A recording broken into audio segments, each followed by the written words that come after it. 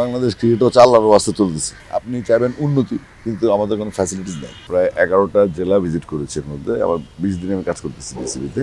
তো এই 11টা জেলা যদি অ্যাভারেজ আমি 7টা উপজেলা ধরি, তাহলে বিভাগীয় কোচ, জেলা কোচ, এর বাইরে উপজেলা লেভেলে একাডেমিগুলো প্র্যাকটিস করায়। কিন্তু প্র্যাকটিস করতে গেলে যেই মাঠে ফুটবল হয়, সেই মাঠে ক্রিকেট হয়, সেই মাঠে মেলা হয়, সেই মাঠে কনসার্ট হয়, সেই মাঠে জনসভা হয়, সেই মাঠে সব কিছু হয়। তো সেক্ষেত্রে ক্রিকেট তো একটা যত্নের খেলা, এবং এরা লালমনিরহাটের মতো জেলায় তারা 47 কিলোমিটার দূর থেকে আসে খেলার জন্য, এবং তারা ন্যাশনাল প্লেয়ার প্রডিউস করতেছে কোনো ফ্যাসিলিটিস ছাড়া। তো এই জিনিসটা আমি ফাইন্ড আউট করে বিসিবি কি বসকে কালকে বললাম যে আমি লালমনিরহাটে দুজনকে আনতে চাই যারা টোটাল সিনারিওটা বলবে, এবং এটাই বাংলাদেশের চিত্র। তাহলে আমরা যে ন্যাশনাল টিমের প্লেয়ার চাই, আমরা যে উন্নতি চাই বাংলাদেশ ক্রিকেটের, আমরা ওই লেভেলে কোনো কাজই হয় না, ব্যক্তিগত উদ্যোগে কাজগুলো চলছে। বাংলাদেশ ক্রিকেট হচ্ছে আল্লাহর ওয়াস্তে চলতেছে।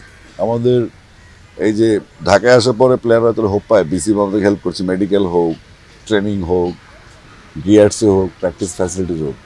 তাহলে আমরা যদি আসলে আমাদের উন্নতি চাই, তাহলে তো আমাদেরকে উপজেলা ধরতে হবে। কারণ আপনি বাংলাদেশে কয়টা প্লেয়ার ঢাকা শহর থেকে আসছে আপনি একবার খুঁজে দেখেন, বা জেলা থেকে আসছে, সব কিন্তু প্রত্যন্ত এলাকা থেকে আসে।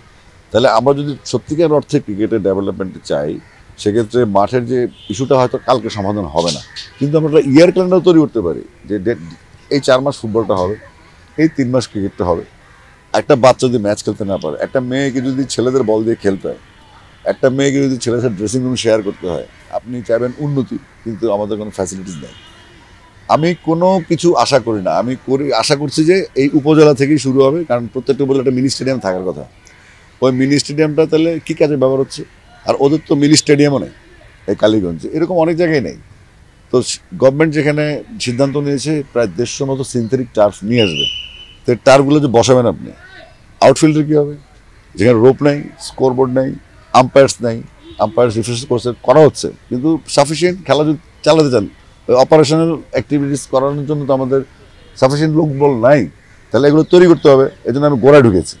ইনফ্যাক্ট আমাদের রুট লেভেলটাকে যদি আমরা তুলনা করতে পারি, তাহলে আমাদের ক্রিকেট থেকে কিছু আশা করা উচিত না। আমি ঘোরার ফলে আমি জাস্ট তাদেরকে অবহিত করার চেষ্টা করেছি বিসিবিকে, এবং সুমনরা যেভাবে এসছে বাংলাদেশ ক্রিকেটে, সেই চলমান প্রক্রিয়া থেকে বেরোতে হবে আমাদেরকে। সবাই কিন্তু ফাইট করবে না, এখন অনেক হার্ড লাইফ।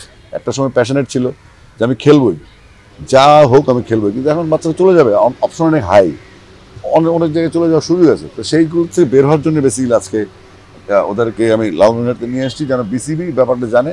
তারপর আমরা বিসিবি কর্মপদ্ধতি নির্ধারণ করবে আসলে কি করা উচিত এটি। তো এই সমস্যাগুলো সমাধানের ক্ষেত্রে বিসিবি আন্তরিক। আমি নিজে দায়িত্ব নিয়ে কাজ করছি, আমাকে ব্ল্যাঙ্ক চেকও দেওয়া আছে, আজ তুমি দেখো, গিয়ে দেখো কি করা যায়। তা আমি যে করবো একটা উইকেট বানাতে বগুড়া থেকে মাটি আনতে হয়। আজকে দিলেন আপনি, সাপোজ কুমিল্লা লিগ 12 তারিখ শুরু হয়েছে, 24 তারিখ আবারই মামলানের খেলা ফুটবল। তাহলে আজকে 88 সাল থেকে টার্ফ উইকেট, ম্যাট উইকেট কিন্তু নাই। তাহলে কুমিল্লার মতো একটা জেলায় এখন ম্যাট উইকেটে খেলা হচ্ছে। তো এগুলিতে আসলে উন্নতির লক্ষণ না। আপনি ওখানে গোড়ায় কোনো সমস্যার সমাধান না করে আপনি ন্যাশনাল টিমের প্লেয়ার কীভাবে আশা করেন? তারপরে যদি আপনি টেস্ট স্ট্যাটাসের চিন্তা করেন যে স্ট্যাটাস পাওয়ার বাংলাদেশে টেস্ট কী উন্নতি হলো, জেলা ভিত্তিক, উপজেলা ভিত্তিক। জেলায় তাও একজন কোচ থাকে, এখন বোর্ড নতুনভাবে সিদ্ধান্ত নিয়েছে জেলা কোচদের টিএডিএ দেওয়া হবে, তারা যেন উপজেলাগুলো ভিজিট করে। এটা একটা পজিটিভ সাইড, এর নতুনভাবে সিদ্ধান্ত নেওয়া হয়েছে। বিভাগীয় কোচ তিনি সমস্ত জেলাগুলি ঘুরেন। গতকালকে আমি ময়মনসিংহ বিভাগের কোচ জাকির ভাইয়ের সাথে কথা বলেছি যে আমরা জামালপুর, শেরপুর, নেত্রকোনা এবং কিশোরগঞ্জ ভিজিটে যাব। তো সেক্ষেত্রে কী করা? প্রথমত হচ্ছে প্রশাসনের আন্ডারে যে তারা তো অসহায়, তারা তো সব খেলা তাদেরই খেলা, সব খেলা আমাদেরই খেলা। তো এই জিনিসগুলো ফোকাস করার জন্য বেসিক্যালি আজকে এদেরকে নিয়ে আসা, তাদের কথাগুলো শোনার জন্য।